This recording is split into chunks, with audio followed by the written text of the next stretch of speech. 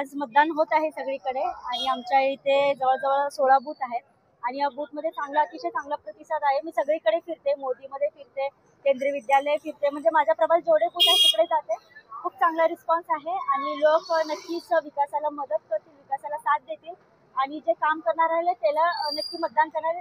कोणीही आता पक्ष बघणार नाही, फक्त जे काम करणारी व्यक्ती आहे त्याला बघून मतदान होणार आहे. आणि मी प्रभागात आणखी नागरिकांना विनंती करते की आपण जर मतदान केलं नसेल तर आपण बाहेर निघा आणि मतदान करा. मतदानाचा टक्का वाढवा. मतदान हे खूप महत्वाचं आहे.